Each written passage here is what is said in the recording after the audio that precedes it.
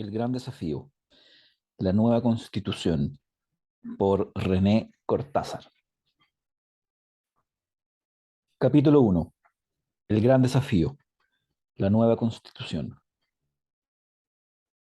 Existe en el país, desde hace años, una sensación de bastante pesimismo respecto de nuestras posibilidades de desarrollo económico y social. Solo una de cada 4 personas cree que vamos por un buen camino. CADEM 2021. Consideramos que hay muchas y muy buenas razones para ese pesimismo.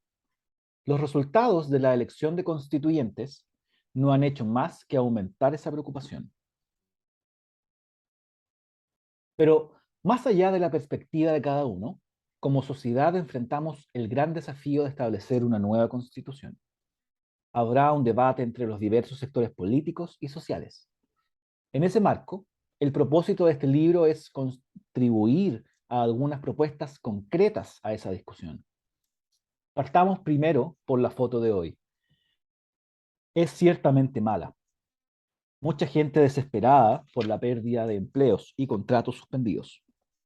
Más de 1 millón de personas que han perdido su ocupación en el último año, empresas ahogadas. Una situación grave, aunque similar a otros países golpeados por el coronavirus. El problema fue que a la mochila del coronavirus, nosotros en Chile le sumamos, desde el punto de vista del desarrollo, 2 mochilas más, la que nos echamos a la espalda a partir del 18 de octubre de 2019 y otra que ya cargábamos desde antes que se produjera el estallido social. Partamos desde atrás, con la primera mochila, la que traíamos desde el 17 de octubre. Chile fue históricamente un país mediocre en términos de su desarrollo. Entre 1950 y 1990 crecimos menos que el resto del mundo. Durante todo ese periodo nos mantuvimos en el 6.º lugar en la tabla de posiciones de América Latina. Se sucedieron en ese periodo gobiernos de derecha, de centro y de izquierda, pero nosotros firmes en el 6.º lugar. De hecho, cuando asumió Patricio Aylwin como presidente de la República el 11 de marzo de 1990, seguíamos en el 6.º lugar, con todo lo que ello significa en términos de empleo, salarios y accesos a los servicios sociales. Si nuestra selección de fútbol se mantuviera por 40 años en el 6.º lugar de la tabla de posiciones de América Latina, lo menos que diríamos es que es mediocre. Muchos decían que la culpa era de nosotros, los chilenos. Era culpa de los jugadores. Ahorrábamos poco, alrededor de un 15% del ingreso nacional, e invertíamos poco, y por eso crecíamos poco. En definitiva, decían, éramos poco frugales. Pero después tuvimos una época de desarrollo acelerado que duró por más de un cuarto de siglo. En ese periodo crecimos más que el resto del mundo. En la década de los 90, más del doble que el resto del mundo, y en el periodo 2000 a 2014, un 70% más rápido que los demás.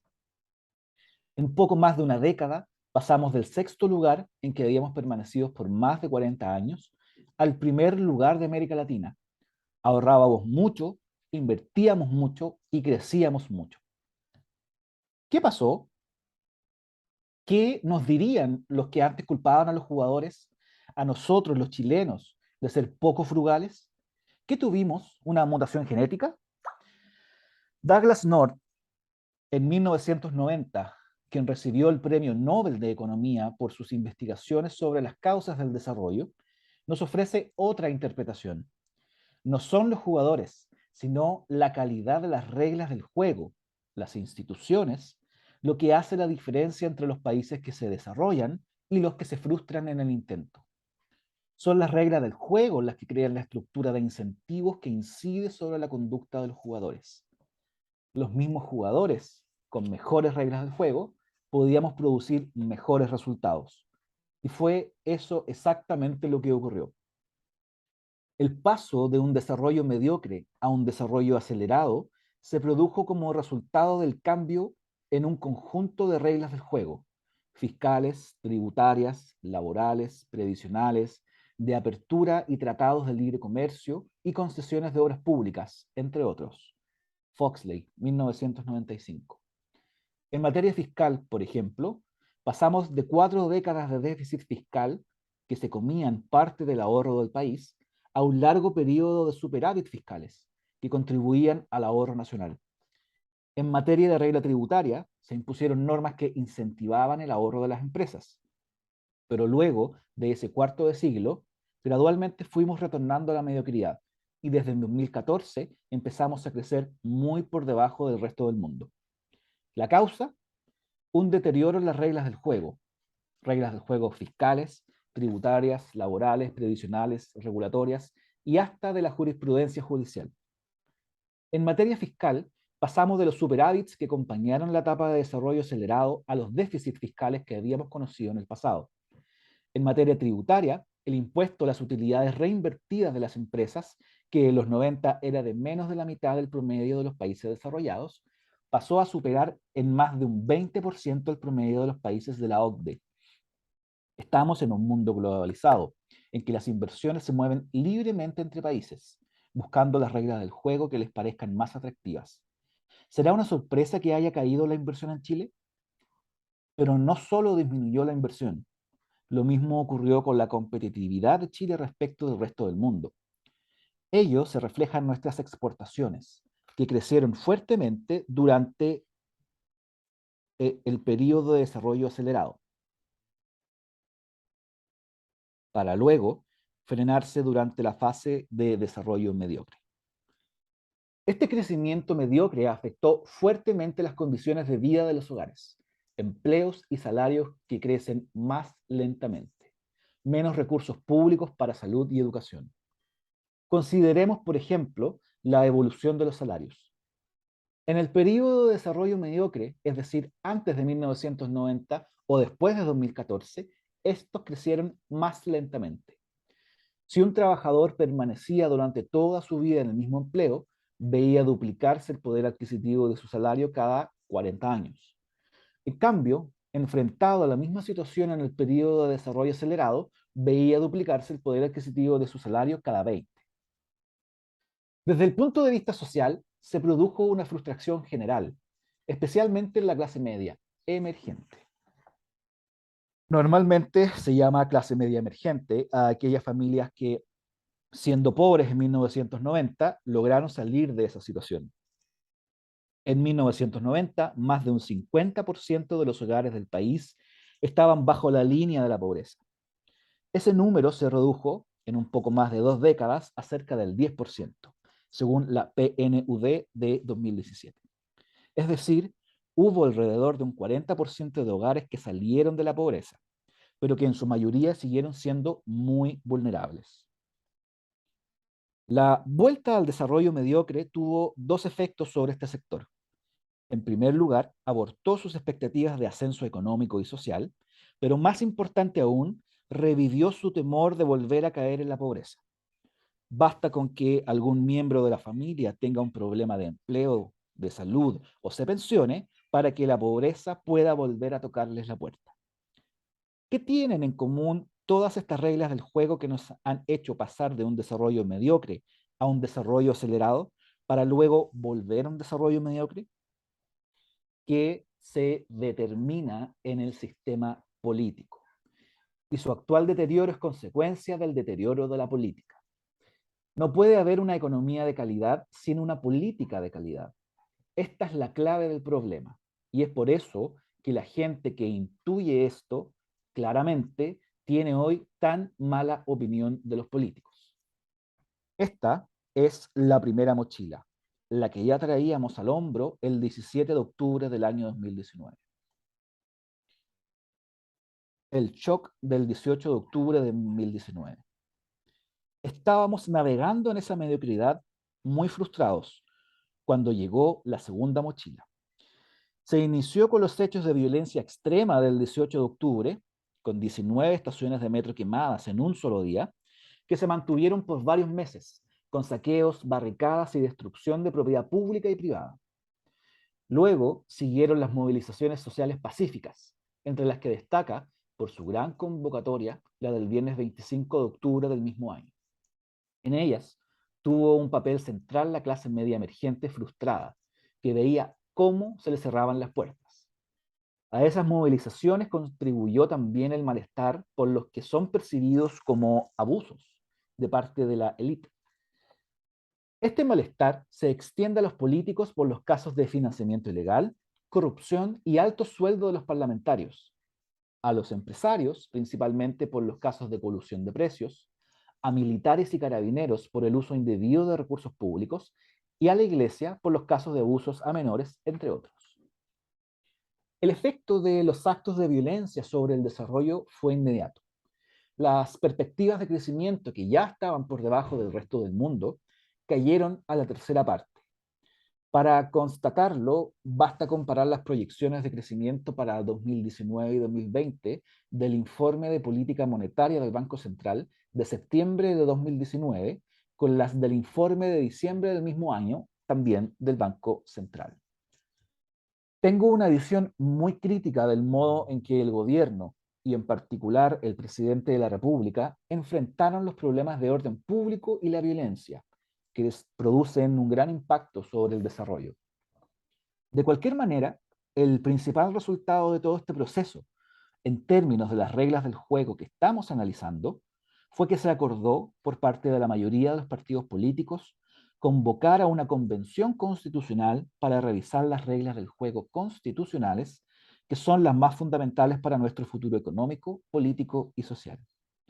En eso estábamos a inicio de 2020, con bajas expectativas, cuando llegó el coronavirus y la recesión mundial, es decir, la tercera mochila. Escenario de mediano y largo plazo post-pandemia. Para enfrentar el futuro, tenemos que lidiar con tres herencias muy pesadas. Primero, la necesidad de reactivación económica y reducción de la pobreza para enfrentar la angustia y los miedos que campean en el país. Segundo, la violencia que resucitó. ¿Por qué no iba a resucitar? Los encapuchados se enfrentaron en el 2019 a las fuerzas de orden del Estado y ganaron. Y tercero, la mediocridad de nuestro desarrollo, que ya estaba presente antes de octubre del 2019. Considerando todas estas herencias, he argumentado que se requiere de una mejora en la calidad de las reglas del juego, la que depende de la calidad de la política. Supongamos por un momento que coincidimos en el diagnóstico. Frente a la mala calidad de la política hay dos enfoques posibles, tal como respecto del desarrollo. La culpa es de los jugadores, en este caso los políticos, o de las reglas del juego. Siguiendo a North 1990, voy a argumentar que pongamos el énfasis en las reglas del juego.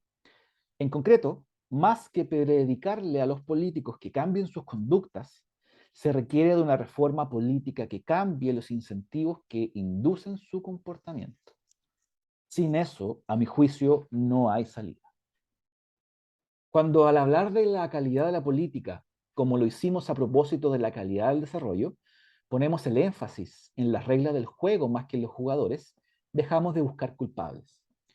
Para algunos, estos son el gobierno y para otros, la oposición. Para algunos, los empresarios y para otros, los sindicalistas o los políticos de uno u otro bando.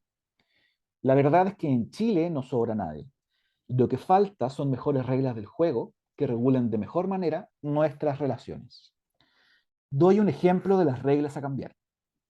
Probablemente el problema más grande que tenemos es un sistema político que se fraccionó y se polarizó. Esa estructura, más allá de la buena voluntad de las personas, hace imposible la creación de bienes públicos y en particular de reglas del juego de buena calidad. Simplificando, las políticas que buscan aplicar los gobiernos se pueden agrupar en dos canastos. Por una parte, el que considera las políticas que se estiman necesarias y populares, y por otra, el que incluye las políticas necesarias, pero no populares, a veces impopulares. Dentro de las primeras están los reajustes generales de salarios y pensiones. Cuando se presentan iniciativas legales en ese sentido, los parlamentarios concurren en masa a votar favorablemente y salen apurados para hacer una cuña en la radio. Entre las políticas necesarias, pero no populares, están, por ejemplo, la regulación del gasto público y los tratados de libre comercio. Siempre hay algún sector que piensa que se vería beneficiado por un aumento en el gasto público que resiente que su expansión se haya moderado. Del mismo modo, por más que los tratados de libre comercio estén en el interés general de un país pequeño como Chile, siempre hay algún sector o actividad que piensa que podría verse perjudicado. Cuando existen dos bloques, como ocurrió en los 90 con la Concertación y la Alianza por Chile, con un gobierno que estaba en minoría en el Parlamento, ambos sabían que eran indispensables para una solución. No podían mirar al techo. Por otra parte, como cubrían la gran mayoría del espectro político, eran pocos los que podían dispararles desde fuera. En cambio, cuando existen 15 partidos que actúan descoordinadamente, enfrentados entre sí, como ocurre hoy en la Cámara de Diputados, cada uno de ellos sabe que, frente a una política potencialmente impopular, no son indispensables para aprobarla.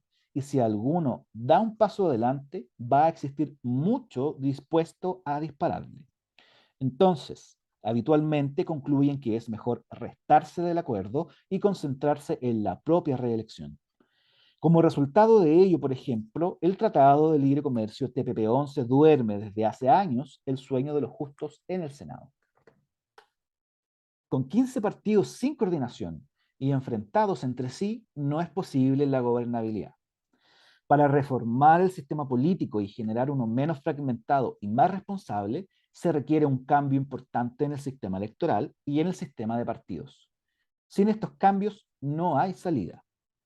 Existen muchas experiencias de las cuales sacar lecciones. Alemania, Nueva Zelanda, Japón, Corea, entre otras. Todos estos países le dan a cada elector dos votos. Con el primero se elige un solo diputado por distrito. En esto tienen el mismo sistema que Estados Unidos, el Reino Unido y Francia. Y con ello dejarían de tener representantes en el Congreso los partidos de menor tamaño que no se quieran aliar con otros y desaparecería la bancada del 1%, ya que para ser elegidos tendrían que tener cerca del 50% de las preferencias. Y el segundo voto se reserva para evitar la sobrerepresentación de las mayorías con listas proporcionales a nivel nacional. Existen muchas alternativas para obtener el resultado que necesitamos. Estoy convencido que la instancia más apropiada para hacer estos cambios es la Convención Constitucional, como parte de un acuerdo más amplio que tendría diversos ingredientes, dado que buscará responder el malestar, incertidumbre y temor de muchos sectores de la sociedad. La Convención Constitucional tendría varias ventajas. Primero, no participan los parlamentarios directamente afectados. Segundo, los cambios son por el quórum de 2/3. Y tercero, estos cambios se pueden negociar como parte de un acuerdo más amplio. Pero hay que ser claros. La Convención Constitucional ofrece esta oportunidad, pero también tiene muchos riesgos. El más obvio es deteriorar aún más las reglas del juego, que son claves para la buena convivencia y la buena política, así como para incentivar la inversión y el desarrollo. Vivimos en un mundo globalizado, con capitales nacionales y extranjeros que van y vienen, según la calidad de las reglas del juego de los distintos países. Un mundo en que nadie está obligado a invertir en Chile. Para reconocer esta posibilidad de deterioro, hay que recordar que partimos de una hoja en blanco. Para escribir una norma cualquiera en ella se requiere de 2/3 de los votos. El anverso de esta afirmación es que para que la hoja siga en blanco basta con 1/3 de los votos de la convención. En este segundo caso, el tema del que se trate, por ejemplo, la protección del derecho de propiedad, la autonomía del Banco Central, la iniciativa exclusiva del gobierno en ciertas materias o el Tribunal Constitucional, quedaría relegado a ser definido como materia de ley por simple mayoría en el Congreso, perdiendo la protección del quórum constitucional. Un caso que vale la pena destacar es el de la autonomía del Banco Central. Chile fue durante más de un siglo el país con la mayor inflación de América Latina. La inflación es un impuesto directo que afecta el poder adquisitivo de los salarios y las pensiones, y se transformó por muchas décadas en una variable clave que influía sobre el respaldo político de los gobiernos. Hay que recordar que en 1990 la inflación superaba el 27%. Hoy, en parte gracias a un banco central autónomo, la tasa de inflación eh, fluctúa entre el 2% y el 3% al año. Dada nuestra historia, parecen sorprendentes las propuestas para restar la independencia. ¿Habrá sectores que busquen evitar que las reglas del juego mencionadas tengan la protección que viene de estar en la Constitución? Según las declaraciones que conocemos, ciertamente hay quienes lo van a intentar. Otro riesgo que no hay que subestimar es que después de haber promovido lo imposible, el proceso termine en una gran decepción. Entre quienes votaron a favor de la Convención Constitucional, un 48% lo hizo, comillas, para terminar con la desigualdad social en pensiones, educación y salud. Un 8%, comillas, para que mejoren los sueldos y la calidad de vida en general. Y un 8%, comillas, para cambiar el modelo neoliberal.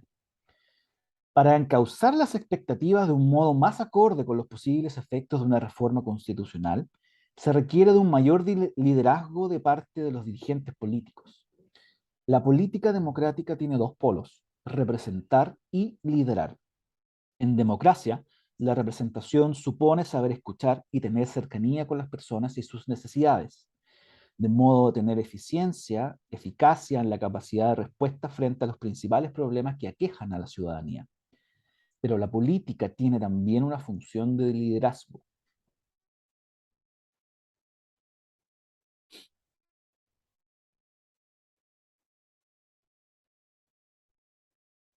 mostrar los caminos posibles, no crear falsas expectativas, hablar con la verdad. Esta función de liderazgo se ha ido atrofiando en los últimos años. Sin embargo, resulta indispensable para una democracia de alta calidad, en particular para que la Convención Constitucional no termine en una gran decepción. Por último, no debiéramos subestimar el impacto que podría tener sobre la deliberación de la Convención Constitucional el clima de violencia que persiste en el país. De hecho, muchos parlamentarios han sido objeto de amenazas durante los últimos años. El Partido Comunista, en el informe político de su Comité Central al 26 Congreso Nacional, señaló, comillas, la necesidad de rodear el desarrollo de la Convención Constitucional para influir en sus resultados. Ello fue interpretado por diversos dirigentes políticos como una amenaza directa a los constituyentes. Por esta razón, un rasgo indispensable de los nuevos constituyentes es su capacidad de autonomía en un clima de presiones y violencia. Si son amenazados en las redes sociales, que en vez de cambiar su voto, apaguen su celular. Los objetivos constitucionales y la gobernabilidad. Hemos puesto el énfasis en la necesidad de una reforma política, sin la cual no existiría gobernabilidad.